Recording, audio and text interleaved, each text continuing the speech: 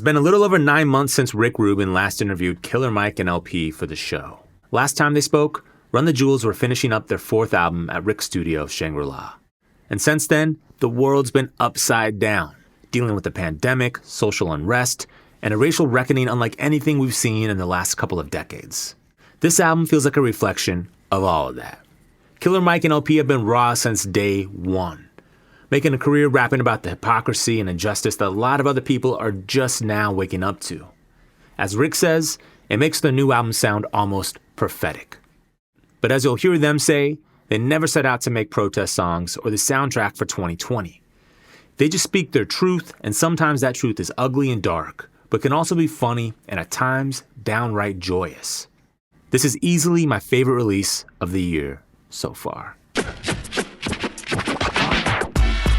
This is Broken Record, liner notes for the digital age. I'm Justin Richmond.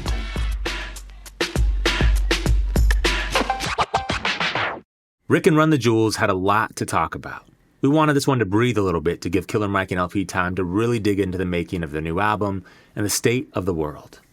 Here's Rick Rubin with Run the Jewels. Let's talk about the album. Hell yeah.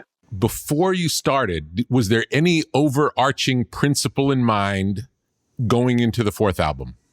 Yeah, it had to be jamming, and it had to be a return to aggression. Yeah, no doubt. I think we just knew that we wanted this record to we wanted it to be a shotgun blast, man. We wanted it to be fire. And like you said, the other one was like water. It was blue. It was, it was tapping into some sadness that we both like naturally kind of tapped into.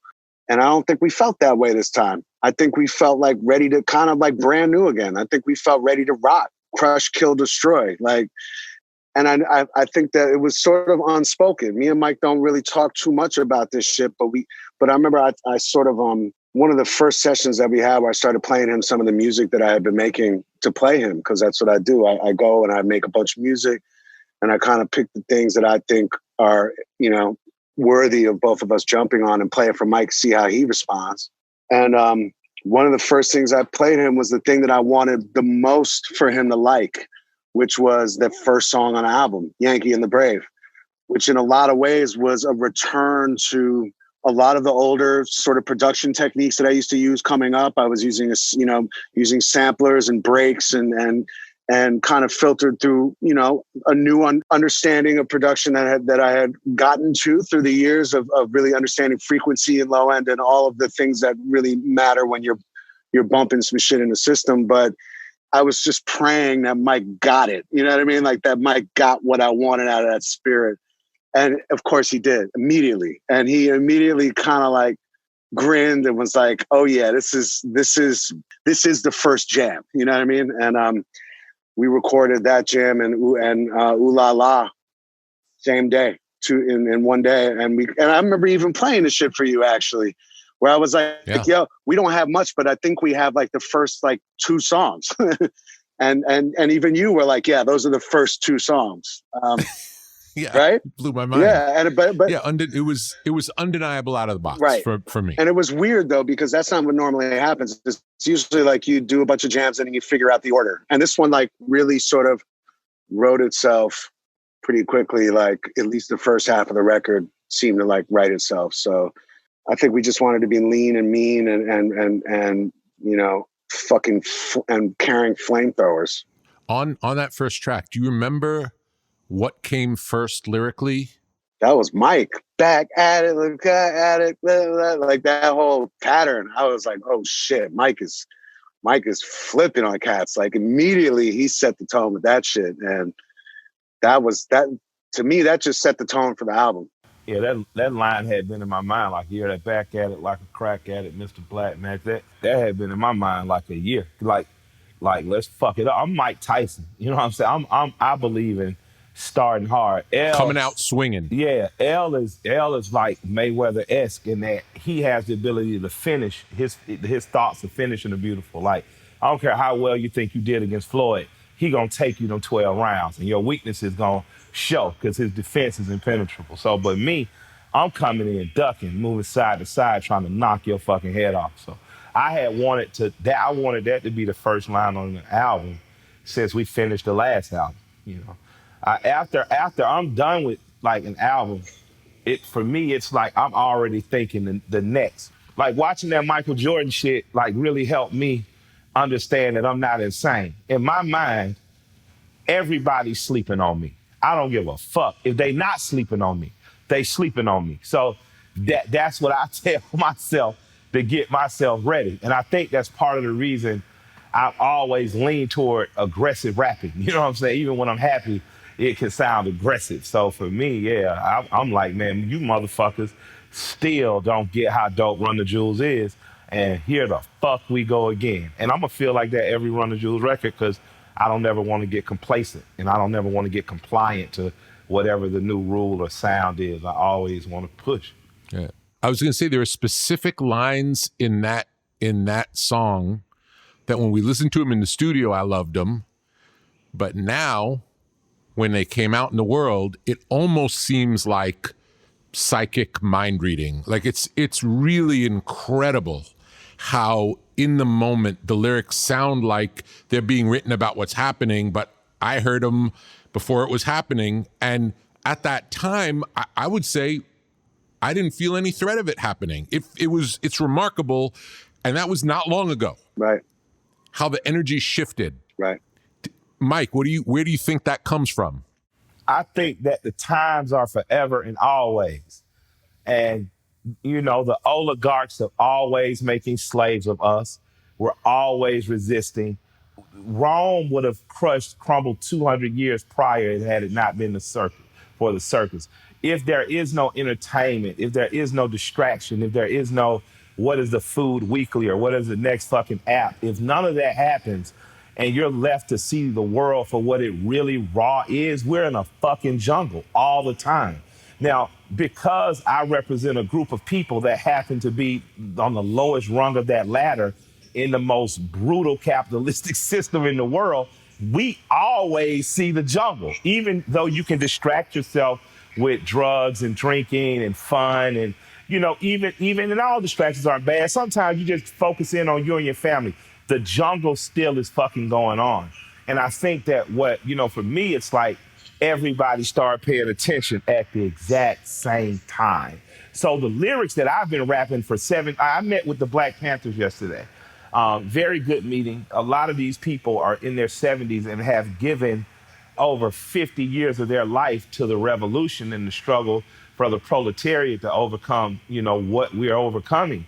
And, the first thing I said, besides thanking them for putting me next to Cardi B in our open letter, was, hey, I've been waiting for you guys to call me 17 years. And I've actively been shouting y'all out. I have been representing for people like Mutulu Shakur, Assata Shakur, including but not limited to people like Leonard Peltier, the American Indian movement and things of that nature. So I'm fucking glad that you no longer look at rappers as simply the minstrel class to be used by you or the other side to repeat. But I'm glad you're engaging me as an organizer, because for me, that's what this shit is about. Music and art represent the times. What Nina Simone says, an artist's duty to represent the times. So I'm glad that the words hit people, but they're always true. Before Eric Garner, I Can't Breathe was true. Post Eric Garner, I Can't Breathe is true. And unless we do something to resist the state and its tyranny over us, using our own citizens, fellow citizens as authority figures to the most brutal extent, then those songs will always be relevant. It's just when the people choose to pay attention. And that's the difference. There is no going to the movies. There is no, distracting yourself from what's going on right now, because everybody's the fuck inside. So, I'm glad they got it. So if the jungle is ongoing, can you be optimistic? Absolutely. Why wouldn't you be? Why deny yourself happiness in the midst of it? I don't know. All I know is for 401 years, my people have been here. And it's been a hellacious 401 years. And for 401 years, they have resisted. And for 101 years, they have found joy in times of brutal sadness. My grandparents, I remember asking my grandmother, I'm a young punk ass kid. We raised by our grandparents. Me and my sisters, We don't get Air Jordans, but we'll manage to get the $60 Nikes at Marshall. So our whole shit is we don't think we're rich. We don't understand how rich we are until one day we asked our grandmother, what did you get for Christmas? Now, my grandmother's from a land-owning family. They have a farm, but they're still working a farm. They wear potato sack dresses. And she said, we'd be lucky to get potato sack draws and a bag of fruit. And I'm thinking, bag of fucking fruit for Christmas underwear? Like, what the fuck kind of Auntie Linda underwear giving ass shit is this? And my grandfather said, shit, what Christmas? I had 2 sisters and I had to work and I was in the 3rd grade. And I'm thinking, you're 9 in the 3rd grade. There is no such thing as Christmas for him, and there has never been until he starts a family and his wife and his children and grandchildren. But I realized then that I realized then and more now that happiness is not currently or always defined by the wilds of the jungle coming on us.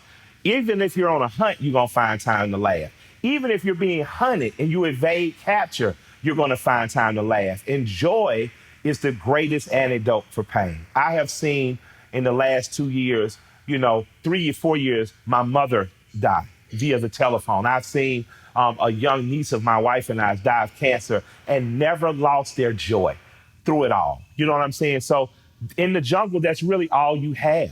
The ability to love, the ability to comfort one another, to experience joy and the euphoria of surviving together. There's as an adrenaline junkie, my man Carlos, who's an amazing comedian on Wild 'N Out, said, man, being black is dangerous and kind of fun as fuck. So I think for regular people, the jungle is dangerous. It is wild, but it's at times you got to smile because, you want to cry, but it's fun as fuck. That's one of the things about Run the Jewels to me that's so beautiful, because these records are funny and joyous, and these records aren't hopeless. You're not talking to 2 dudes who have lost hope. You're hearing 2 dudes fighting for their hope. You're hearing 2 dudes, giving their take on hope. Hope doesn't mean blindness. Hope doesn't mean unawareness. Those 2 things are not, codependent. And I love the fact that we could make a record that is intense at times and speaks to, the shit that's going on in a real way that is painful, but doesn't leave you feeling drained and depressed and doesn't leave you feeling hurt. It leaves you feeling hopefully energized and excited, and not in a typical way. I think that people underestimate the value of honesty, and how invigorating that could be, like how energetic honesty can be.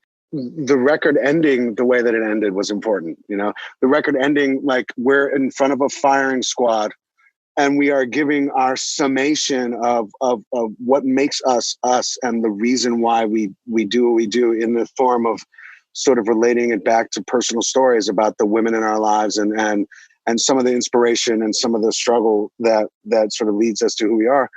And then the last line is "fuck you too," and then you get into Yankee and the Brave, and Yankee and the Brave is this stupid TV show via the early 1980s, like Dukes of Hazzard or Knight Rider, and the rascally, the rascal anti-heroes somehow escaped with their lives and sped off together in a Buick Grand National, to smoke more weed and fuck and fight another day. And that to me is always the reason why I'm grateful that my partnership with Mike exists, because I think that I struggled for a long time to find that type of voice, and I needed a friend to help me have that type of voice where I wanted to. My music, in the way that I used to write, it was often very heavy, but I don't think I always nailed the energy of hope. You know what I mean? I don't think, and I don't think hope has to be a statement. You don't have to say everything might be okay someday. That's not hope. That's delusion, or that's wishful thinking. Not necessarily delusion. Maybe it's just wishful thinking. But you don't have to say that.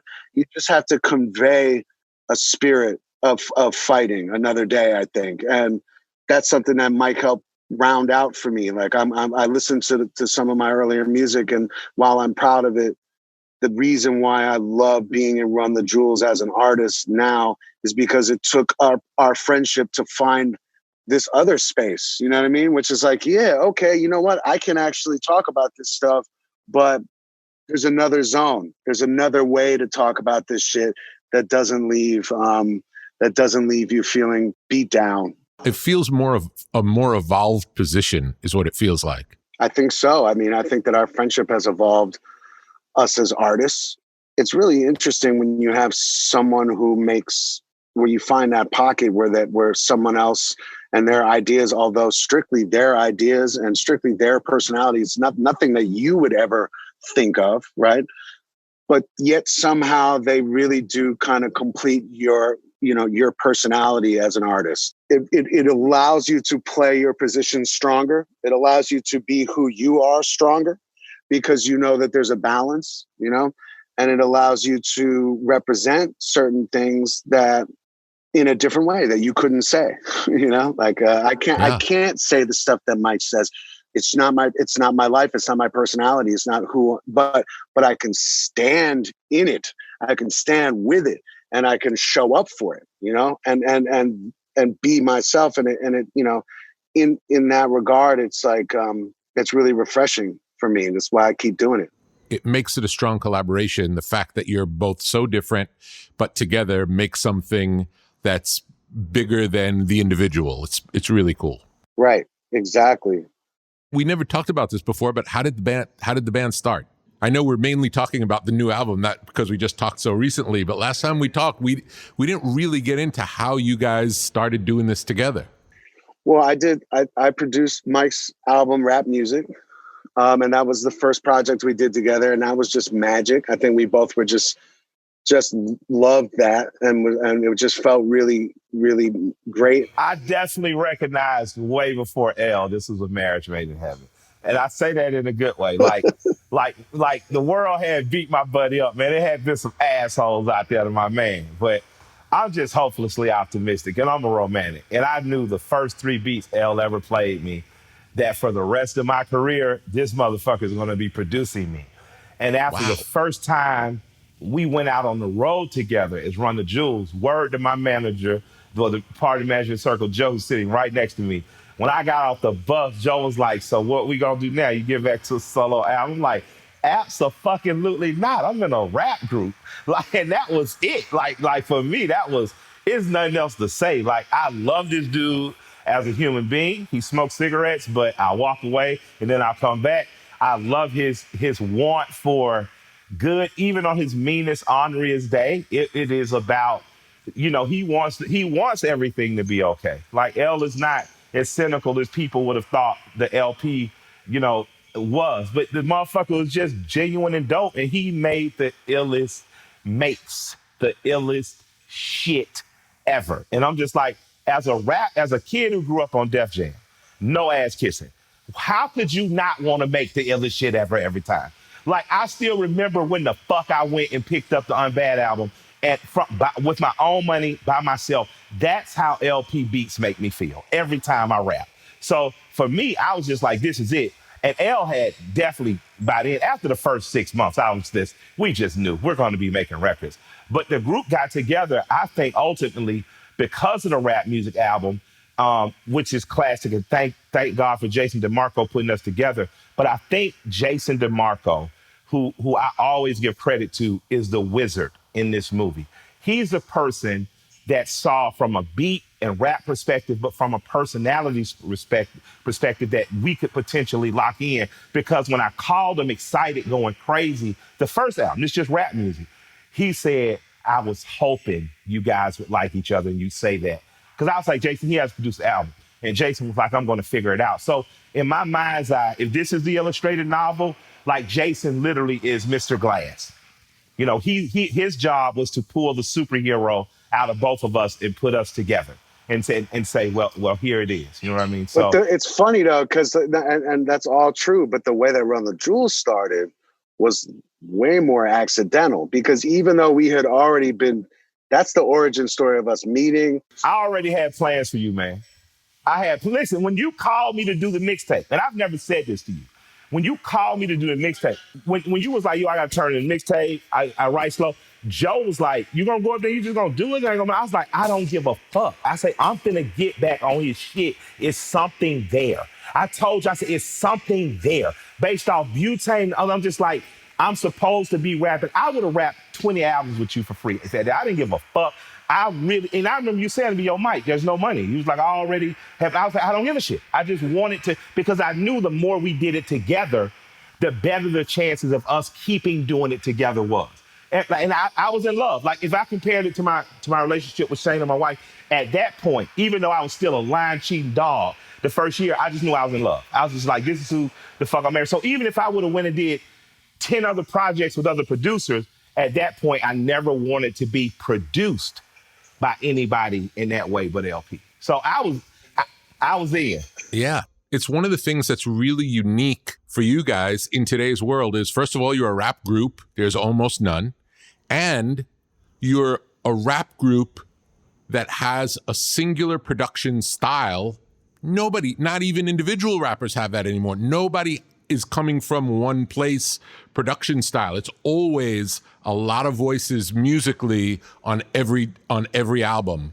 So this is a very unique throwback situation, yet it sounds super modern at the same time. It's like man. Traditional and cutting edge mixed in one. But again, me and Mike both grew up on all of the shit from your era that you were involved in, and that's how that stuff was, and that's how, and so I think I talk about this a lot, but like our age and our reference point has been utilized for us as a weapon to some degree, because we have a reference that at this point there's enough time between that era and now where there aren't that many people who are active, like really on the cutting edge right now, who legitimately have that reference, like who legitimately know what it was like to listen to In Control Volume 1 with Marley Marl when it first came out, you know what I mean? And the first Posse cut album where a producer was saying, I'm producing this and I'm putting different voices together. There are people who don't remember what it was like to listen to Public Enemy when they came out, and or to BDP, and understand, that people had the ability to craft the sound, Ultramagnetic MCs, said G also for BDP, but like, we're not two rappers looking for beat. This is a musical operation. Like we have a sound, and it's based in the sound that I created, but it has evolved because of our partnership. Like the reason why Run the Jewels sounds the way it does now, as opposed to like what I was making for my own shit, is because when I got with Mike, I'm a producer. So I was like, well, I need to get out of my way or get out of Mike's way, in a sense. When I was like, all right, I'm going to produce Mike's whole album, I need to open up and know and understand and open up what I do in reference to who Mike is and what his roots are too. Yeah. You know what I mean? So that added like added like a bounce. That added like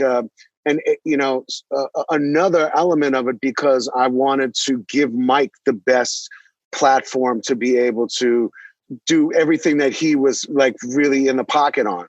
And that transferred over to Run the Jewels, and it built that ended up building that sound. So the real foundation of Run the Jewels production is a real combination of influences to a degree, as seen through me, you know what I mean? As filtered through me. And like with me, like the reason I'm not out there producing for a bunch of other people is because I'm in Run the Jewels. Like I don't have a better group to produce for than Run the Jewels. Like that's, for me, that's what I want to do, because Mike always trusted me. Like, and that was I think one of the deciding factors for me as an artist, to be like, yeah, I'm going to run with this dude, because he gave me a gift that some people don't really want to give you. He the best, man. Like he the best. He the best rapper, producer on motherfucking earth. And that's it. Yeah, that's it. Ain't nothing else. But it's rare. But it's rare even when you're. I've done a lot of different albums for different rappers, in the past, And the ones where there was that sort of trust there, were the ones that were the most exciting for me. You know what I mean? Mike was always really open. Mike was always open to my shit, and which is cool because my shit is a little weird. My shit is a little weirder than it is.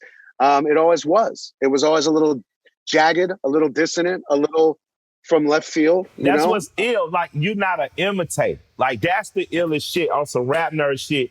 So many people imitate it. And I don't even mean in a bad way. Because if I hadn't been a 12-year-old imitating Ice Cube, I never would have developed my style. Early NWA, early Ghetto Boys, early shit references Run DMC. A lot of it references Run DMC in terms of the way they were patterns, the beats. But the good ones, they rose to the top because they innovated as they imitated. Imitate, you innovate, and before you know it, you've made your own thing. What's ill about your shit and what's weird and what I love about the weirdness of it is it's a progression of the shit we grew up on, and it's never been a cheap imitation. It has never been, I've never walked in a room and L just says, yeah, I just went and chopped the DLC sound. I'm like, nah, man, L went and found and recreated. And I'm like, it sound, but it isn't. It's this, what the fuck have you done? And before you know it, we rapping our ass off. And that's what I love about, he ain't a biter. He ain't a swag swiper. He will take an influence from our 12-year-old or 13-year-old or a conversation about BDP, and he'll give something that feels like that to me. But I never even get the urge to swipe a pattern from Chris. You know what I'm saying? It's just that I feel like Chris when I'm rapping this shit. And that's I don't know what to call it. I don't know what he does. But the weirdness is something I trust because it's from a pure place. And it is not just swag swiping. So I just want to say, I love your weirdness. Keep that weird shit coming, bro. For real. I don't have a choice. I wanted to be EPMD. You know what I mean? Yeah. Like, I could never. One day I just woke up. Remember when I first started doing records and people were like, it's so fucking crazy. And I'm like, what are you talking about? This shit just sounds like normal dope hip hop to me. And then it took me a while to be like, maybe it is, like, maybe I'm weird. What's crazy though is with the EPMD references, I remember, like, if you look on through Reggie Noble shit, they did funk in a way that was not West Coast. Because West Coast did funk kind of bright, kind of, and sometimes... No, they made it hard. They made it real. But if it was pure West Coast, it damn near even got kind of so funky, it became something that was like your parents' shit, like Boogie almost, right? And I don't mean that in a bad way of the pun, but it was Boogie-ish. EPMD did that funk that was like, it was nasty, it was riding, it was something else, man. And it was dark, and it was sewery and grimy. And you took that take that influence into some wilder, weirder, more spaced out. Like, if their shit had us on the gutters and sewers, it was when the water goes down into the gutters and sewers. Like, what kind of wild, weird shit is under the subways? And for me, a rap nerd from the South, that's home. I always wanted to be able to do that kind of shit with those kind of people. Like, Premier, being from Texas, was one of the things that kept me rapping. I was like, yo, Preem is from Texas? Oh, we can do this. Scarface loving New York hip hop. So it's a dream to me to rap. So even though I'm not a New York MC, my Southern take on New York MCing for some reason locks right into what L does in a way that I couldn't get in the South for much of my career. Even though people kind of felt where I was coming from, it wasn't from that soil. And I think that hybrid is something that has made our sound something that is, there are no bounds to it. You know, I remember when Bun B called me, L, like, second album, like Run the Jewels 2, and he said, Kill, keep doing what y'all doing, because you guys are going to have an opportunity to be like Outkast. And I'm like, you know, and that's what you smiling like, all right, bud, you know, thank you. He said, no. He said, because they locked me and Pimp into this thing. Even though Pimp would want to expand and do this, even though he said they locked us in. He said, that's not bad. He said, Ball and G, people have a perception. He said, people have no perceptions of y'all. Y'all just have the expectation of whatever you want, we're going to be willing to take the ride with you. And he said, that's a freedom, so embrace that. So I've never shied away from a lot of L's ideas, because my OGs was just like, whatever the thing y'all doing, can take you guys past regionalism, past hip hop, elitism, past Southern stereotypisms. Like 2 Chainz is on this record in big part because he's an LP fan. He's my friend. You know what I'm saying? I've loved his rap. He's loved my rap for years, but he said, I got to get on the track with the white man. You know, he loves it. And that's a beautiful thing, because that doesn't happen otherwise. And before you know it, and I would never say this because they're such a huge act to me, before you know it, we are accepted like my idols. We accepted like Cass. We can go a lot of different places, do a lot of different things, because I trust the weirdness that's LP. That's this beautiful thing. You know, he's produced for Jeezy before. If I was Jeezy, he would have did Thug Motivation 3, you know. But thank God. Thank you, Jeez. I love you, brother. It all worked out. I will say that while you're from the South, it has a distinctly East Coast sound. Between the two of you, it is definitely East Coast rap music. And that's my fault, because those are for sure my roots.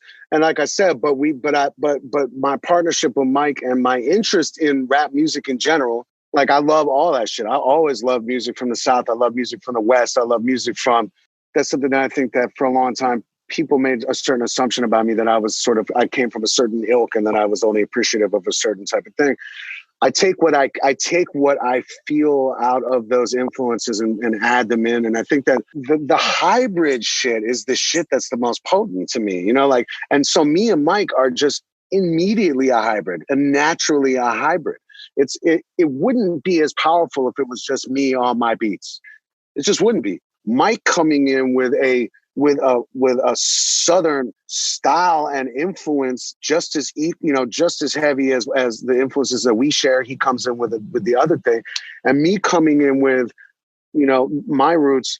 We're fucking with sound here. You know what I mean? Like we're creating sound. The next track is Ooh La La, which is my favorite beat on the album. Oh, really? That's awesome. Tell me a little bit about how did it, like, even from a musical basis, how did it start? Did it start with the sample? How did it start? It started because I was plotting on that Greg Nice sample for fucking decades. It started because I always wanted to sample something. I didn't know what it was going to be. I'm just a huge Greg Nice fan, a huge Nice and Smooth fan, an unheralded great hip hop group that I feel like people should go back and listen to their records because they're so fucking fun and funky and dope. So it just started with that, and it started with that little piano thing that I played, and then chopped up. And that record is a perfect example, I think, of what Run the Jewels 4 is about spiritually in terms of the production approach. Because I think more than any other record before it, one of the things that I knew going into this was like, yo, I'm actually going to lean into my influences on this. Like I'm actually going to put them on display. Like Mike pointed out, which does not mean that I want to recreate songs from my childhood but I'm going to try, if I can, to transfer the spirit of those jams. Yeah. To transfer that. Everyone knows, like, there's a particular type of hip hop banger that comes from an era before this one, that if you can nail the spirit of it, will put a fucking huge smile on anyone who loves hip hop's face. Yeah. It doesn't matter if you're a new hip hop fan listening to all the new styles of production and all the new shit, or you're an old one. There's something special there that if you can harness it, and that's what I was hoping to try and capture with that beat, where it was like the 808s and the drums and everything is super modern, but and that was like uncharted territory for Run the Jewels. Run the Jewels making a song that makes you just smile immediately felt like it was uncharted territory, like damn near a party jam. When you hear what we're rapping about, when you actually listen to the lyrics, it's pretty hard. Like it's not, you know. It's one of the more meta tracks where it has a lot of hip hop references in it. Yeah. Yeah. That's true. I think Mike was like inspired by that feeling, right? Mike dropped a few J. Rue. He dropped. What else he ODB. dropped? It's important to me to tip my hat to those, man, and I just got to say the J. Rue the Damager homage in a big way to me, because you understand, I'm in Spanish class and Miss Blade's class, and Ernest Hawkins is to my left and my girlfriend Teresa's to my right. And yo, we just three kids from the South that love music. So Teresa's like, slim model-esque little thing, look like a good girl, and she would be fucking rapping 8 Ball and MJG because her brother Kevin was playing it, and I'm like, what the fuck? And then I come in and play records for them, and I can remember turning Ernest on the shit like the Brand Nubian, turning him on the I think Far Side, but the J. Rue the Damager shit, me and my man Terrence T. Flow 2 married my cousin. We went crazy over this dude. Just this dude that pugilistic linguistics. Check out the mystics. They're fantastic. It means fantastic. Check it. You'll get your ass kicked. Challenge my verbal gymnastics, acrobatics, vocabulary, calisthenics. I'm just like, oh wow, I probably should practice more. I'm spending too much time fucking. So I always wanted to give him that. You know what I'm saying? So thank you for noticing. Yo, you know what's funny, man? So about J. Rue. What? Well, I'll tell you if I'm you don't listening. know. So in the 90s, when I was making my rep in the scene, basically as a rapper, and the biggest thing that could happen for you was that you could get on Stretch Armstrong and Bobbito's show, and they could think that you're dope enough to bring you up to freestyle on their show, and that was how I made my name. That, sort of at the very beginning of Company Flow. The first time I was ever invited up there was in 1993. And Stretch Armstrong asked me what beat I wanted to freestyle. So the first beat that I ever freestyled to was over the Come Clean beat by J. Rue the Damager. Yeah, boom, boom, boom, boom. Which was just the nastiest fucking thing that anyone had ever heard ever at the time. And it just made every rapper just be like, oh my God, I have to have a beat like that. I have to be able to fucking rhyme like that. Like, and J. Rue actually comes to Max Fish, which is a bar that I own in New York, that I co-own in New York. J. Rue still comes around. So. He showed love to me, man. I was like a fucking goofy ass kid on the other side of the internet, just like, oh man, thank you, man. Him and God Bless the Dead, Dirt Dog, like ODB, like I love the Wu-Tang as a collective and individual. So you know how you pick people you pattern yourself after. Like I wear the crescent moon and star because drug dealers in my neighborhood that was really cool, and Raekwon wore. So it was like that's me right there. I'm in the Wu, and the truck jewelry is Ghostface influence. But when I think about the polars in the Wu, the Jizza, Liquid Sword is one of the most coldly calculating, beautiful, just hip hop of record. It is Dean's List. And then the king of absurdity and wildness, Brooklyn Zoo, ODB makes this record that's to me a polar opposite of. But man, he was one of the greatest influences of letting go. Me and my two of my children's mother would play that. She was a Southerner too, loved music, but me and Mimi would just play that shit every fucking day. So I always wanted to get Dirt Dog his flowers. I never got a chance to meet the God, but I met Ghost, met Ray, a relationship with Ray that I'm blessed to. But had I met Dirt Dog, man, I would have bowed to him because his style was so effortless, so wild, so entertaining. It was Fabo. You know what I'm saying? Like, we love Fabo in Atlanta. Fabo could do the same 3 records for the rest of his life. I'd hire him for all my birthday parties. I'd hire him for stadiums because he is genuinely energy. And it's the same as Flav. I don't care how old Flav gets, how wild the outfit. Flavor Flav always gives me an energy that I'm manic. I'm an 11-year-old boy again. And Dirt, I always wanted to give Dirt that. So, you know. Plus the beat kind of reminded you, I think, of ooh, baby, I like it raw. Ooh, baby. So it was like, again, I think it was because the spirit of that beat. It just, it brought that out in us. And it was just something that, Rick, we're always like when you're making albums and you have a body of work, when you're like with us, we're not really competing or thinking about it in terms of what are our contemporaries doing. We're sort of thinking about it in terms of what have we done? What have we not mined yet of that's ours? And I think it's the reason why we came out the first song just blazing at the gate, because on Run the Jewels 3, we decided that it would be interesting to start with a more contemplative jam, you know? And once we got that out of our system, I think we wanted to do the opposite of that. And so this jam, Ooh La La, was really also that. It was also like, yo, let's make a fucking classic hip hop party banger that translates now. That actually translates that, and now it's getting played on fucking radio, like with contemporary shit, which is really crazy.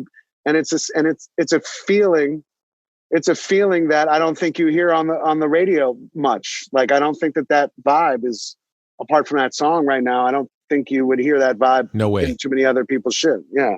So great. And you got Premier on the track. Had to, man. Pray.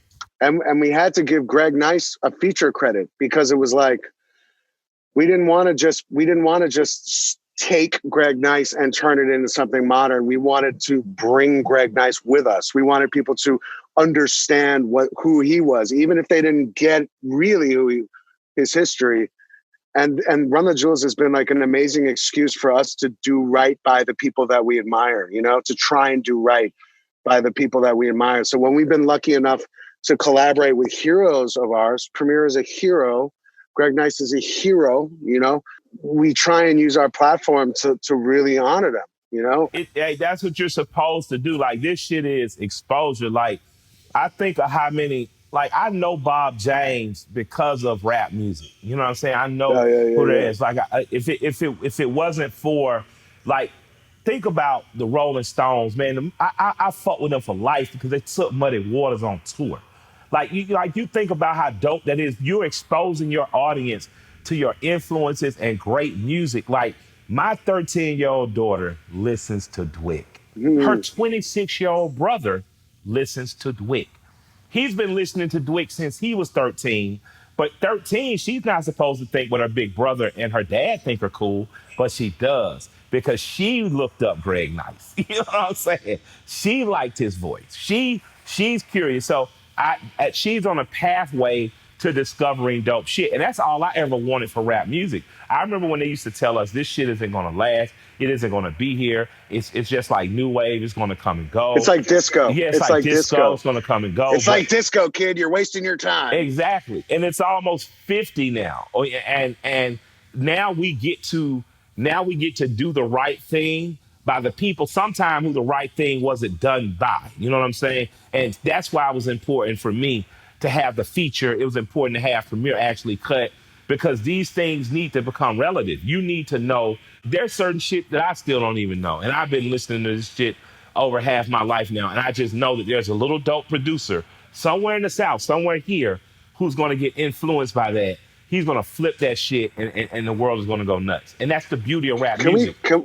Can we just bring up the fact that we're talking to a dude who, through hip hop music, turned us on to rock music? What the fuck are you talking Rick, about? Yes. none of us knew who the fuck Aerosmith was. Nope. Like, we didn't know who Aerosmith was, man. Like, we didn't. Like, we didn't know really, probably at that age, who Led Zeppelin was. Yeah. You know what I mean? Like, we learned about this shit through the Beasties. We learned about it through Run DMC. Like, This is a gift that you gave our generation. Absolutely. You know, your influences combined with something new. It's no different than what we're, you know, than even referencing your own form of your own genre, but referencing another time of it, you know? And we're very much not interested in making retro music. But we know that what our strengths are, man. Like, our strengths are not making the new stuff that people are making. Like our strengths are that we have a history. Our strengths are that we have a musical history of influence. And so we just tried to really, you know, like do right by it, you know? It's one of the things that made the music that we were making similar to the way you do it, was that we always thought of it as a group. It was always a group. Even LL Cool J, I thought of it as LL Cool J is a group, and it's got a particular sound, and it's different than pop music. Pop music, you have a singer, and there's a lot of different producers. It's always been that way, like a series of singles put together, but it didn't have a point of view. Whereas rock groups tended to have a point of view where all of it felt like it was coming from the same place. And again, you're maybe the only group doing it now that carries on that tradition of the credibility of rock music brought through hip hop. That's interesting. I'll say the rock tradition. Sure. I feel that because for me, like, even locking in, going back to me saying, I really felt like this was supposed to be. When we were like, yo, we're going to do the 1 or 2, it was like, we got it 4. We're not a real group till we get 4 albums in. Like, and I got that from Zeppelin. Like, I got that directly from Zeppelin because there are times in my youth where I've just played them. I just all day, I'm just fucking around and they're just playing. I'm in my room and it's dark because I wanted to rap over the shit I was listening to. I wanted to rap over Black Sabbath. Like, I remember when Road Warriors would come in the ring.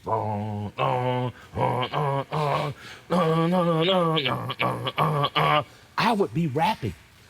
I'd be jumping around like, I wanted that. I remember it. So when you chop Roxanne, I'm just like, this motherfucker, this is amazing.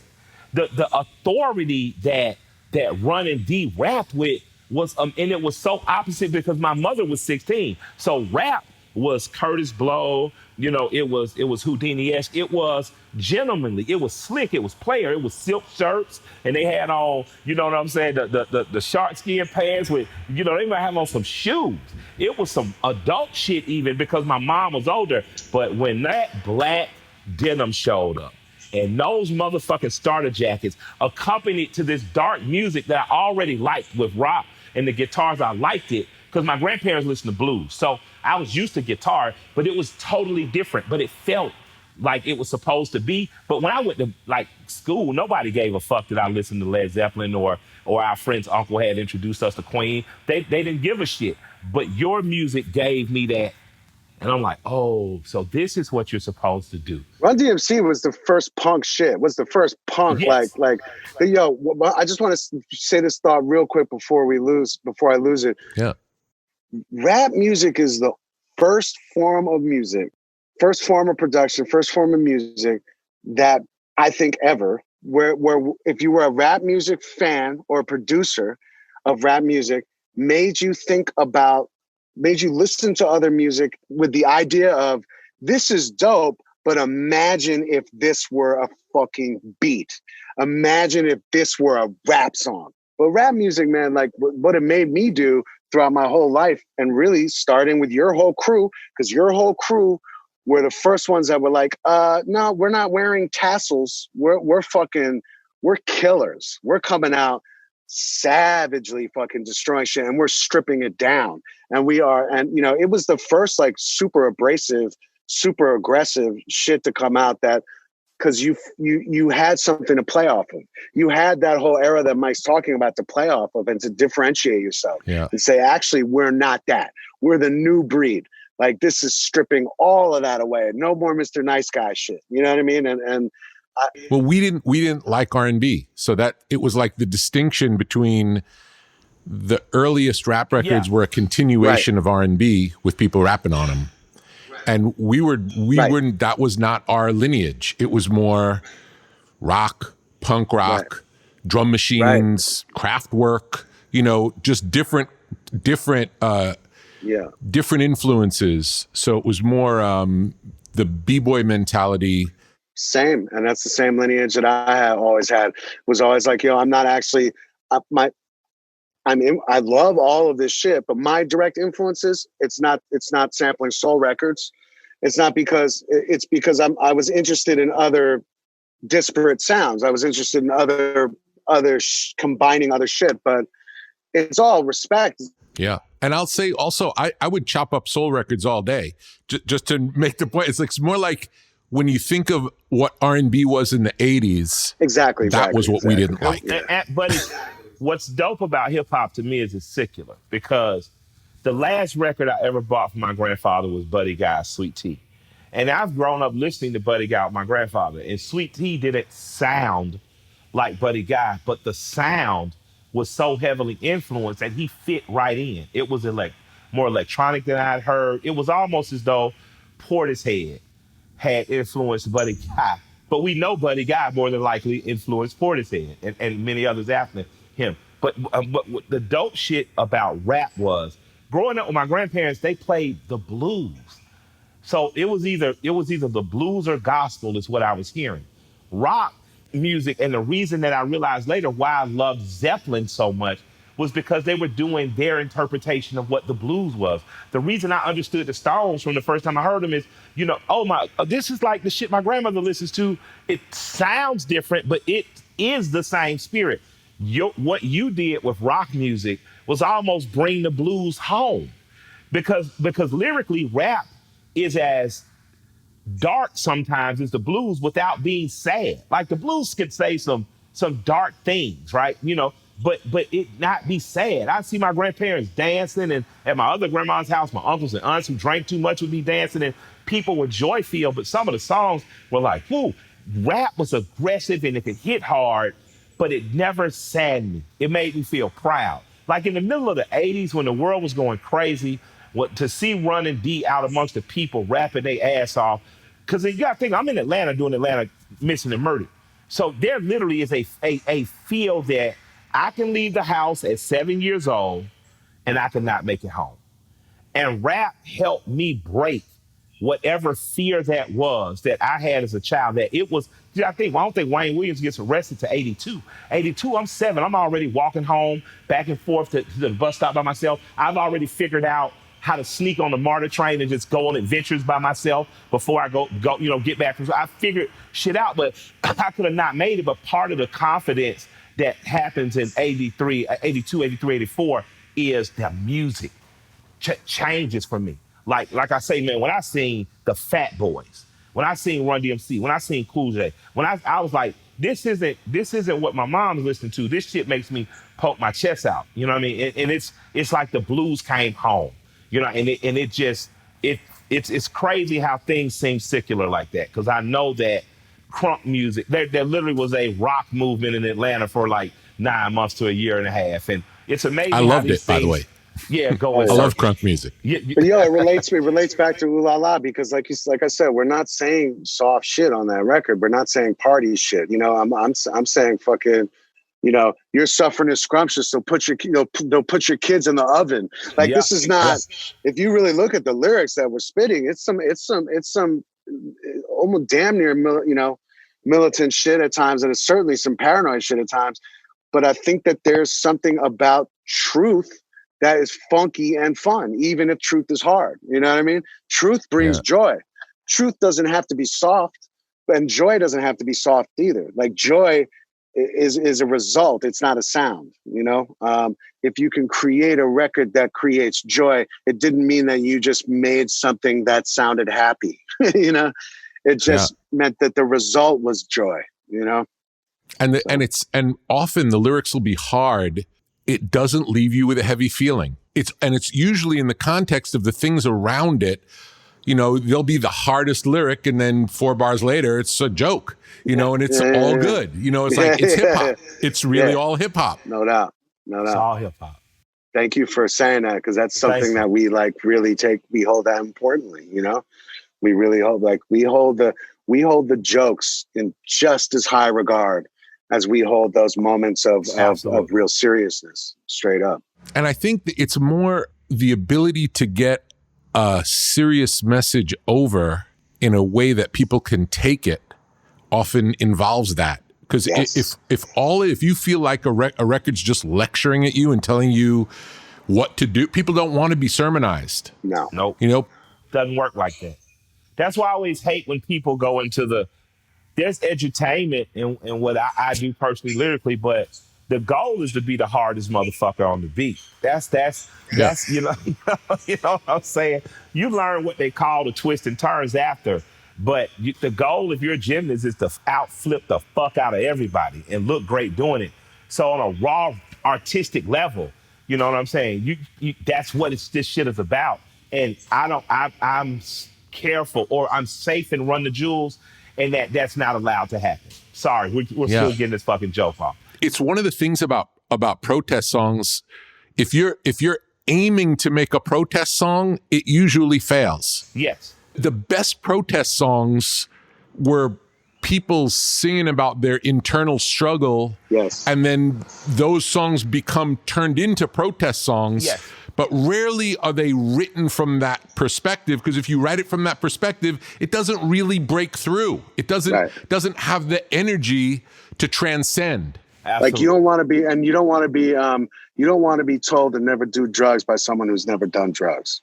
You want to hear that shit from somebody who did drugs all their life and now they can barely fucking talk. That's someone I'll listen to, like, oh, you're interesting, Yeah. But and even then though, I don't want them telling me what to do. I don't mind hearing I'm happy to hear their story, and maybe I can learn from it, but I want to make up my own mind. Correct. And and most of those motherfuckers, they won't tell you shit because they know it's more complicated than that. They know that it's not that easy. They know that it's not just about do the right thing. Here's the clear cut right thing. Because anybody who's been through some shit knows the nuance of being through some shit. And they know that they were unreachable by anybody with piety. Piety does not reach your soul. It does not reach your heart. It doesn't really mean anything to anybody who's got any grit or who's got any issues that they're dealing with. It's the reaction you're going to get from that is, fuck you, motherfucker. Don't tell me what the fuck to do. You don't know me. Stop fucking lecturing me.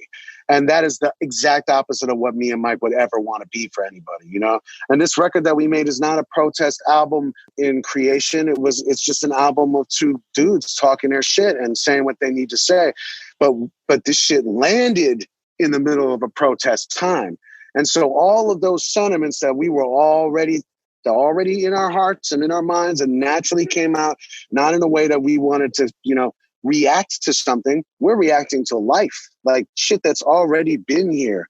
And it landed at a time that resonated with people. And I think that the reason why it did is because we're not lecturing motherfuckers. We're painting pictures. We're flawed. These are anti-heroes. These are not princes of righteousness and goodness. We're fucked up, But I think that's what makes it probably the most successful protest music being made today. For exactly that reason, it's coming from a spirit of reality and not a spirit of telling people what to do, right, or what to think, or how to be. Right.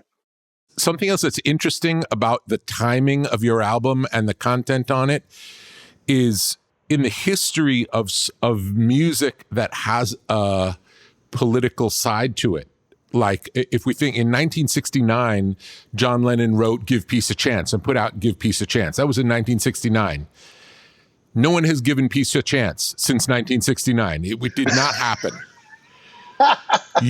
You have lyrics about slave owners' pictures on bills, and simultaneously we see statues being pulled down of these slaveholders. That's unbelievable. Shout out to Pharrell and the reason, and shout out to you, because the reason why he's on our record is because we were in your studio and you had him over. It is surreal. I'm not gonna lie, it is surreal. And you were there, man. You saw us making this music. None of this shit was going on like this. It wasn't in the public consciousness at all. I mean, not at all. It's crazy. Let's talk more about that track, about the track with Pharrell. How I understand you met him at the studio, and then how'd it come together? When he left the studio, he was like, "Let me know if you need anything." And we had that beat. We actually had the verses. We just didn't have a hook. I think as soon as we recognized that we didn't have the hook, it was very, very soon after Pharrell had been like, let me know if you need anything. And I think it was just really obvious to us. We were like, let's take him up on that. Let's see what he'll do, because he's a genius. I mean, he's like, we knew that he would write something great, and we had no idea what it would be. No idea. He could have been saying a word. He could have just repeated a word, and it probably would have been just fucking dope. I give him so much respect, because I'm blown away when people are generous with their artistic shit when they don't have to be. Someone in Pharrell's position, he could have given us pretty much anything and we would have thought it was the shit. It didn't have to be really connecting to what we were saying, but he clearly really listened to what we were saying. And he connected it in a way that I don't think that we even knew it could be connected. You know, he wrote that hook, and it was not we didn't know which Pharrell we were going to be getting. We didn't know which side of him we were going to be getting. When we heard that shit, we were like, oh, Pharrell came into our world and stood up in it. And that was a huge honor to, you know, in my mind. It was like, wow, man, like we're you know, in our minds, we're still just these underground dudes. You know what I mean? Like we're still in that world. We were there our whole careers. Incredible. And when did Zack get on? He got on quick. There were 2 songs that I played Zack. This is before we had 2 Chainz locked in. So I played him 2 jams. We had the one jam that didn't make it to the album because of sample clearance issues. And we had Just, and I played him both of those. Now the other one was a lot more straightforward. It was a lot more sort of mid-tempo. It was probably, and Zack reacted to that one, I think kind of on some shit like, that's a normal pocket for me. I could get in there and kill that. And I pushed him to do the Just thing because it was more of a double time, more of a modern like bop. And I don't think anyone has ever heard Zack on something like that. I know they have. And he rose to the challenge because I was just kind of like, no, I think that would be obvious. You know, I think you should try this one. He was on Run the Jewels 2 and Run the Jewels 3. This will be the 3rd album of ours that you're on. You're basically the unofficial member of Run the Jewels. So he sent me that verse and he kind of presented it to me like it was just a demo. And he did the verse with just an SM58, just handheld, like in his home studio. And you can hear it. It's all sort of distorted. It's got that sound. And I was like, all right, cool. So what are you going to do? You're going to re-record it then on like, you know, a better mic or whatever? And he was like, oh yeah. So like a couple of days later, he was like, so what kind of mic do you think I should get? And I was like, what do you mean? And he was like, well, you said you wanted me to do it on a different mic, a better mic or whatever. He was like, so what kind of mic should I buy? And I was like, you don't have another mic? And he was like, nah. And I was like, wait a second. I was like, so you used an SM58, a stage mic, not even at this point, the stage mics that we're using, a stage mic for that every band in America uses, no matter how small or big they are. And he told me, he was like, this is what I recorded. And you probably know this, but this is how I recorded every single Rage Against the Machine song with the handheld SM58.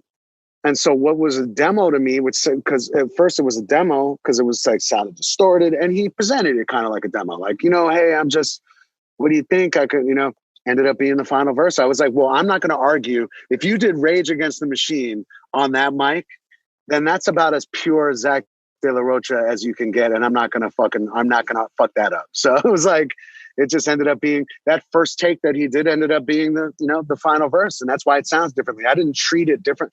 I didn't treat the sound. It was just like distorted. Yeah. You said there was another track that had a sample problem. Have you had to deal with sample problems often historically? Nah, that was the first time that we had something that really like ended up throwing us off at first. It was sort of a 60s rockish sort of thing. Anyway, so what happened was we did the song. We loved it. We just said, fuck it. We're going to really make this song. We're going to loop it up. We're going to chop it up for the beat. We're going to use the hook. We're going to we're going to do this because we've never done this before. And we stepped to them and they were like, yeah, we're cool with it. They listened to it. They were like, yeah, we're cool with it. Then they said, but we want 100% of everything. We want 100% of the publishing. We want 100% of the master. And me and Mike said, but please, can we maybe have something? Because obviously it's not 100% because we're on. And they were like, nope, that's the deal. And we were like, all right, fine, fuck it. That's the deal. Then that's what you get. We wanted it. They said, cool. We mixed it. We mastered the album. And when we were getting all the final little details of the contracts and everything and getting ready to submit the record, they had kind of disappeared. So we started to get a little nervous, and we hit them up, and mind you, literally about to hand in the record and get the second half of the advance so that we could eat. And they changed their mind. They changed their mind. They just said they changed their mind. They don't want you to. And we were going to give them 100%. So I'm not mad at anyone about that, but that was the first. But it was like shit. So we ended up having to rework. It was either we were going to throw the whole song away, or we were going to find something that. So we threw it away, and we came up with another record that was motherfucking amazing. And that's the beauty of tragedy. Yeah, and for bands that are out there, rap groups, I've seen Outkast tell me why they never got in the sample. And I was like, why? Because Curtis Mayfield mentored them early, and he told them essentially you can create your own vibe. You can be inspired by shit. And I think that we've always trusted ourselves to do that. L get inspired and do amazing shit. But, you try sometimes. Sampling is dope. And when the other artist is like, fuck it. Chuck the whole shit and make yourself do it over. So we had to take a mastered album, go back after having chucked the record, and put it in. And for us, my fear at first was, man, am I going to not like my album as much as I like my album because it's missing the record that I had? But it's not, because the record that we created became its own special thing. So I appreciate the challenge, and I appreciate getting the turn down, because it forced us to man up. And Tell me about let's talk about the lyrics for Walking in the Snow. How'd they come about? I started it, and I was really pissed off that day, because I was feeling very angry about the fucking widespread hypocrisy of, like, institutional hypocrisy. I was feeling very fucking annoyed and pissed off philosophically by two groups of people. The first group of people was the type of person who, because they're not connected to the suffering of other people, allow authoritarianism to rise under the guise of because they simply just don't connect to the emotional aspect of other people's suffering.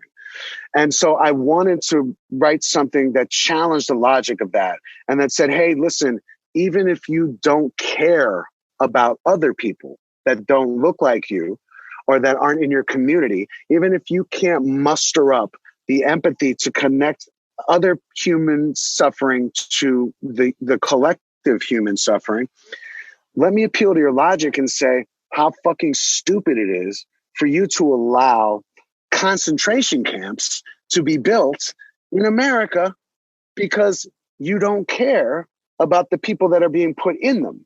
And let me point out to you the fallacy of it, which is that, do you think that once that group of people that you don't care about is gone, that those concentration camps get dismantled and everyone throws a party? No, you have aided and been complicit in the creation of a death machine that must then be fueled and continue. And the next person down on the totem pole, the next group down on the totem pole gets the cage. And that's probably going to be you if you're poor. And I needed to say that. It was something that I was screaming at. And the other thing I needed to say, as a non-religious person and as someone who didn't grow up with any dogma or didn't grow up going to church or anything like that, but considers himself somewhat spiritual and also admires certain tenets and aspects of different, different religions and take from them sort of things that, that feel inspiring to me. One of the things that I find incredibly difficult to reckon with is the hypocrisy of the so-called religious movement in America that somehow manages to qualify exceptions for the very tenets that they say that they are basing their life around. In other words, thou shalt not kill unless it's somebody that I don't deem worthy of having life. I wanted to challenge the idea that of this sort of insipid, poisonous version of Christianity that has risen in America hand in hand with nationalism.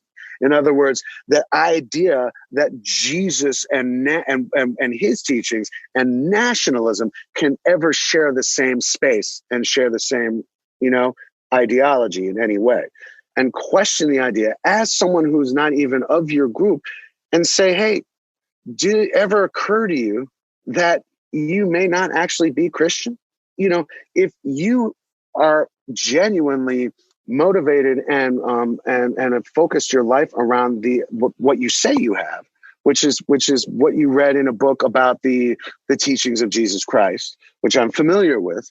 It seems like there's a bit of a clash here between those teachings and what you have accepted going on.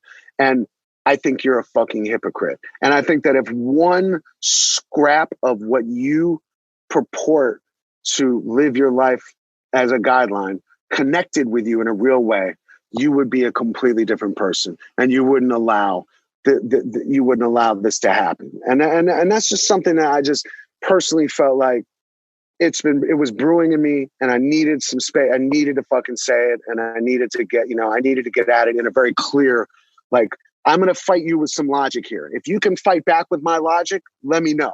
But I think I'm going to dismantle you with this, and someone has to fucking say it. And then basically I passed it off to Mike, and Mike wrote one of the most devastatingly beautiful and poignant, and also from a different perspective, and then looped it back around to what I had set up in the front about Christianity. So, I'll let Mike. Mike, one more question before we get to the continuation. Was there a triggering event that got you started on the song? Was there one moment? I can't say that I remember exactly what got me started on it, except to say that if you're on fucking social media and you see the sort of the mind-numbingly hypocritical groupthink that people are taking, that people are activated in, and the excuses that people are making for having a low or questionable moral code, and the things that they're associating with, it'll drive you fucking crazy. And you want to scream to the world, but you know what doesn't do anything? Fucking pointing it out on Twitter. So I think that I was just disgusted in general with all of that shit, and it had bubbled up in me, and I just needed to write about it. Great. So Mike, you heard what Elle wrote, and then tell me what happened.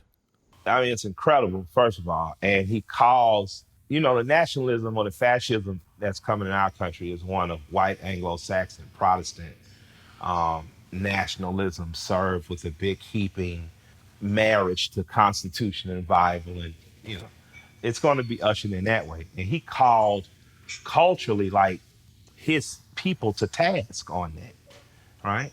So if you look at it, and that's true. I was talking to white people, by the way. Absolutely. Absolutely. That's a fact. Absolutely. That's a fact. But white people have the option of tuning out the ranting white cousin.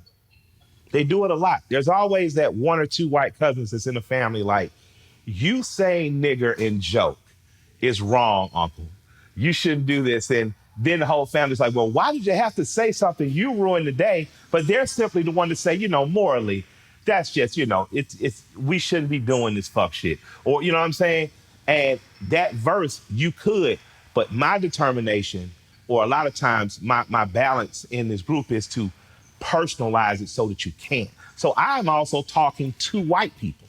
When I'm telling them you're usually freest from this age, from this preschool age, is usually when you're free. And then you're programmed to view poor people in this way. Your father and mom did this because they worked their ass off. It had nothing to do with the fact that your grandparents left them houses which they could sell, start to build wealth, while the black kid in your class, grandparents never owned homes because of redlining, or homes were underappreciated purposely by developers so they could buy them 20 years later, and put stadiums there. You know what I'm saying? So in your mind, the context has always been fair. You're robbed of an opportunity to see the Confederacy, per se, as a treasonous act done to break up a country, because it's always taught to you as the war of northern aggression and not the war of a failed secession. You know what I mean? So they have this luxury, but then I literally pull them and tell them, you have become so apathetic. Television is feeding you the narrative of everything is okay. It's them that you've become so apathetic. You literally watch for 8 minutes and 46 seconds as I die. That's what, and it's replaced your empathy with apathy. And now, what I'm telling you is just like Elle told you. And it's interesting because Elle asked me about the Chomsky and the Bukowski thing because they're not in the same vein. And I was like, yeah, of course I read both. One gives a fuck, sees it for what it is an anarchist, and attempts to wake you up. The other sees it for what it is, chooses to indulge in nothingness, beautiful writing, women, and alcohol. I am both those human beings in one person rapping. And I think Elle got it once I was like, yeah, of course. But because I wasn't coming from the militaristic Chomsky. I wasn't coming from the fuck it all, I'm ignore it all. I was coming from a place of I understand both. I get it. You know, I get why Run the Jewels record so our 75%, I'm rapping my ass off, punching. There's 25% of I have to show you this raw and beautiful humanity. So I had to give them that. So no matter where in the spectrum they were on whiteness, whether they were the raving lunatic cousin at the end of the table or Uncle Bob, everyone is covered in saying, I get it. But besides me getting it, I have to help you understand that Dick Gregory got this shit for 50 years before me, and I was blessed the last 3 years. This is where I personalize it, because I said earlier I ended up in WikiLeaks, and that scared the shit out of me. Popping up in Hillary's Clinton email scared the fucking shit out of me. And it was right around the time when my wife really did tell me, after her friends were like, he's like Malcolm X Martin. She said, I need a husband more than the world needs a martyr. She really said those words to me. I may owe her publishing. We'll see. If we ever get divorced, she may come after everything. But I needed to understand the things that he helped me understand in his last 3 years of life. And what he really helped me understand more than anything is beyond race, beyond ethnicity, beyond what we consider class and culture and all these things that are differences us. There is the state and there is us. And the state will kill you. Just like they killed Martin, just like they killed Malcolm, just like they were culpable in the murder of Patrice Lumumba, just like they raised the price of Assad Shakur's bounty under a black president. The state does that. And I needed people to understand, fuck the line that you impressed by about that I can't breathe because that triggered you in the moment. After this moment, the state will still murder you. They murdered your Messiah.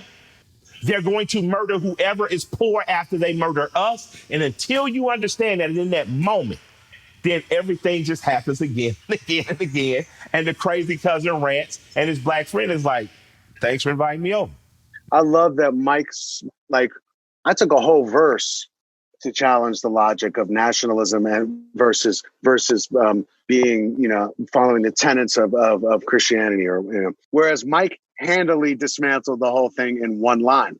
And it was beautiful because it was like, the song needed that too. The song, it needed to be like, and here's a summary in one fucking line of why any allegiance, any principles that are allegiant to nationalism or the state are incorrect, is an absolute fallacy. Like, and if you need any example of that, fundamentally, the very person that you frankly are pretending to help, God, whose principles you're pretending guide your life, he was murdered by the same fucking people that you are now showing blind allegiance to. There you go. So how is it that you managed to find the fucking loophole in your fucking house? How did you manage to find the one loophole that allowed you to exist in two spaces at one time? I believe in Jesus Christ and all of the tenets of Jesus Christ, and I'm a Christian. And also, don't challenge the state. That doesn't make any fucking sense. In fact, you make Jesus a hood ornament for the state. Right. And that's the scary part. Yeah, it's terrifying. Tell me more about Dick Gregory. How did you? No, that was my man. What the fuck you talking about? Let me tell you, man. Tell me. I get a call one day. Hey, Killer Mike, what's up, man? I get two texts actually. Dick Gregory's in town.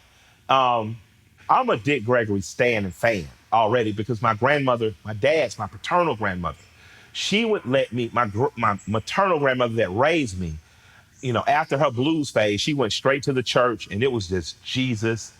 It was Jesus round the clock around our crib. So my other grandma's house, I got a chance to listen to like Red Fox records and Richard Pryor records. And, you start with Pryor because that's the biggest guy in the world when you're young.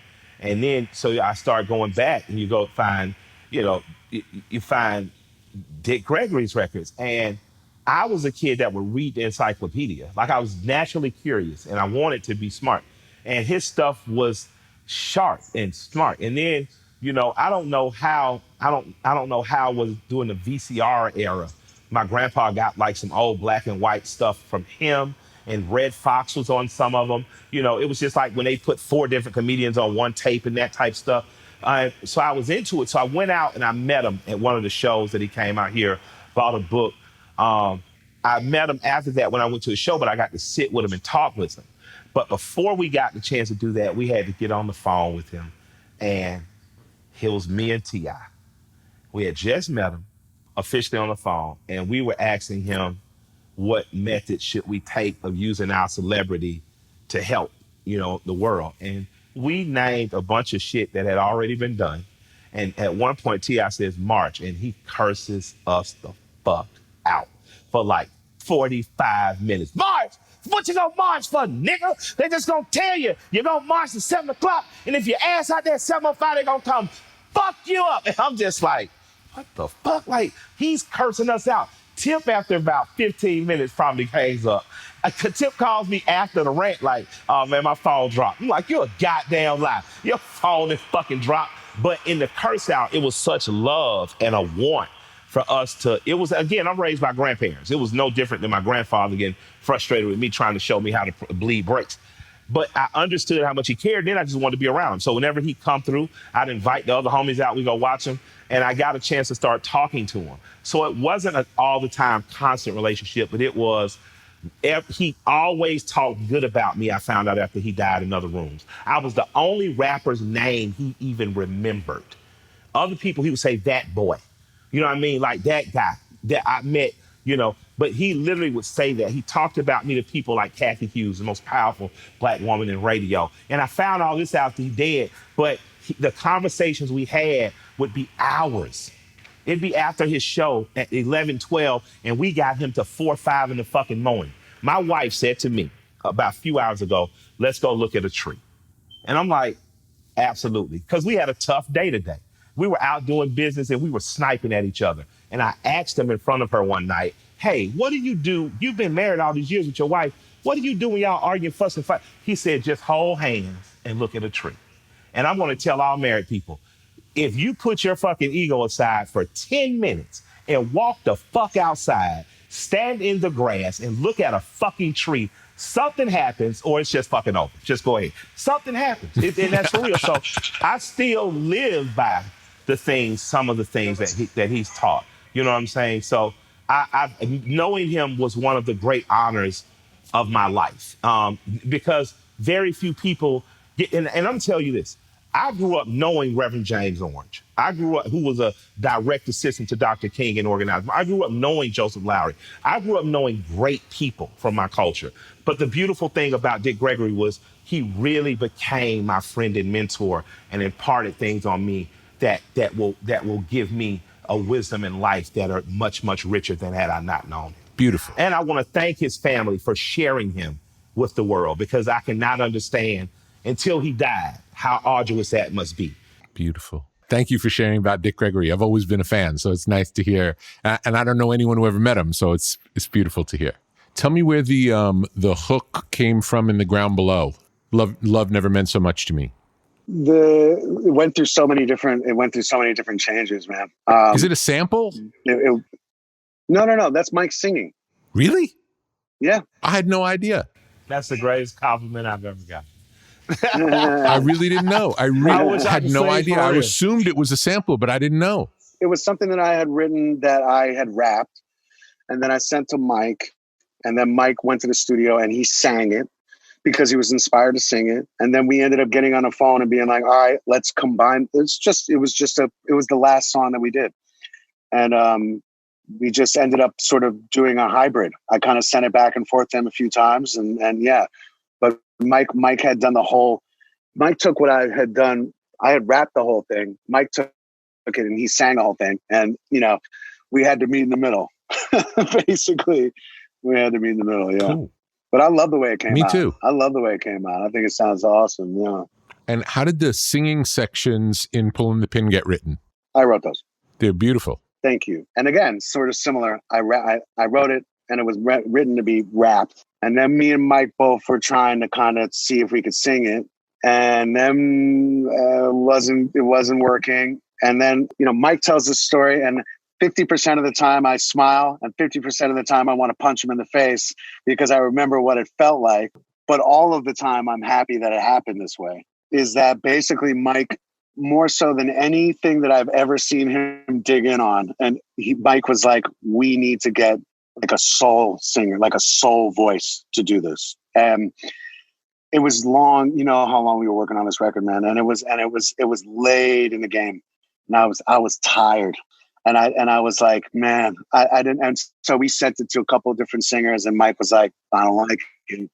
And I was annoyed because I was like, motherfucker. Because, part of me was just like, I'm tired. I'm just tired. But I love him for it because he insisted. He insisted because he felt something in it. And that was a big honor for me because when you write something, you want your partner to feel it, right? And he felt it. And he was telling me that in his way that he felt what I was saying.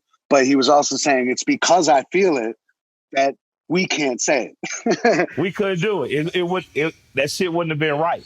Like, what if Whipping Post was saying pop versus by a wailing Southern boy? You know what I'm saying? I'm like, what is respect if Aretha and I sing? So I knew it had to be soul. So, and then Will, one of the managers says, May, what about May? It's like fucking light bulbs go off at the potential. And I can remember, because I had developed a relationship with her a few years ago, but we were supposed to work. We didn't work. But like an auntie-nephew relationship, like she really is one of the most beautiful, radiating souls, even to talk to over the phone. Wow. I don't envy many people, but I envy Elle for getting a hug her, But when it came back, did she consider it? And then did she do it? It was just like a beam, man, it happened. I mean, yeah, it's ordained. It was ordained, man. Because like real shit, like no one else that I know of alive now, active in music now, who is 80 years old, who could connect a lifetime of struggle and beauty and soul. But we're really young compared to her. Like we're of a totally different generation. And even though we're sophisticated, I believe, in our understanding of certain things, there is something that we were not capable of expressing through our vocals. The most beautiful thing about this story of the collaboration is that it's, again, a great example of collaboration. And I'm not even talking about the singing part. I'm talking about Mike hearing something of yours and caring more about it than you do. And insisting, in a way, yeah. And insisting that it be, and that's what makes a great partnership, in that you each make each other better, even when the other guy's ready to give up. Yeah. You push each other. And Rick, I'm not usually ready to give up, man, but I have been working on this record for a year and a half beautiful. Straight. It's a beautiful story. And it's a beautiful story. And, I knew that too. It's not like I fought, like it's like I understood it even as it was happening. I was just tired, but I understood it enough to be like, okay, let's keep. You were just done. Like, look, the truth of the matter is that the labor of love that I put into these records, my job on these records, it takes a long time. Like what I have to do on these records takes a long time and a lot of hours. And it's what I asked for. It's what I wanted. I wanted to be the guy who makes the music and who crafts the album, and I'm good at it. But it's also it can be tiring after a while. Of course. And Mike had to pick up that energy, man. He had to be the one to say. And you're right. He cared about it in that moment. He cared more about what I said than I did. I was ready to throw in the towel. That energy is. I feel like when I connected to it, when I hear it, it's the energy of all everyone involved working together to get to this better place. It's remarkable. Exactly. Beautiful. It's a beautiful story. I feel Exactly. I feel very, very lucky that it happened that way, and I feel very honored that Mike had met her before. I had never met her, and then the day after she said she would do it, I was on a plane to Chicago. I was there the next day, and being a part of Run the Jewels has led to some of the most beautiful experiences as a musician and a person that I've ever had. Being able to be in the room and to be working with someone who has that caliber spirit and something that neither me nor Mike could ever could not yet in our lives could we bring the amount of pain and history and love and anguish to that record. And she has it. And it's so inspiring because it's like, wow, this is the point of keeping making art. This is why you don't ever stop. You have to keep going and because there's something that you're going to be able to pull off at 80 years old that you were incapable of pulling off at 50, And it's inspiring to me. It's like, man, I'm going. I'm just going to keep going because I think that I've seen it. It doesn't die. It changes and it becomes more powerful. And she connected us to generations of protests and heart and love that we're very lucky to be connected to in any way. Beautiful. And earlier, Mike, you said that you needed to do at least 4 albums for it to be like a real project. And I feel like supposed to be a real band. Now with this 4th album, you guys are just getting started. Feels like just the beginning. Really does. To me too. That's what Mike keeps saying too. I just take it one record at a time because it's just been a friendship. You know what I mean? For me, I don't like to think of it in any terms except, are we making a new song? Are we making a new jam? Because all of these things just start with songs with me and Mike. And the one thing that kept me coming back that is like all of the stuff that is hard about Run the Jewels and all the stuff that gets complicated with Run the Jewels. There is another aspect to it too, which is that the complication is never about music. The music and the spirit and the energy that we have when we're in our zone. It's always been surprising. It's always been exciting. It's always been invigorating. It's always been something I couldn't predict. And I'm always seeking out that. But at the same time, I always like to think from the very beginning, I always kind of like to think the more your union and your partnership with someone is more powerful if that person knows that the second that they don't want to be in this, the second that this doesn't feel right to them, that it's all good. I still love you. You don't have to do this with me if it doesn't feel right. And of course, we know that we're not walking away from each other, but I'm just saying that spirit has always been there with us. Like, yo, look, this is a choice. You're choosing to be in the room with me every time. You don't have to. And because we're both choosing to be in the room with each other every time, it keeps the love there. You know what I mean? It's like we're walking in with our eyes open. And so Mike's often will say that. And of course, in the back of my head, I'm like, yeah, no doubt. But I'm a little superstitious. Understood. I don't like to say shit like that. I don't like to say shit like that out loud. I like to just let it happen. So thank you both. And I look forward to seeing you sooner than later. Love, Rick. Thanks, Rick. Peace.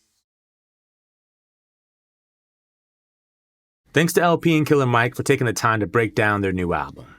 You can hear Run the Jewels 4 along with our other favorite songs from them by heading to brokenrecordpodcast.com. And be sure to check out our YouTube channel to catch up on past episodes and bonus interview footage, including an extended cut of today's episode. You can subscribe at youtube.com/brokenrecordpodcast. Broken Record is produced with help from Jason Gambrell, Mila Bell, Leo Rose, Eric Sandler, and Martin Gonzalez for Pushkin Industries. Our theme music's by Kenny Beats. I'm Justin Richmond. Peace.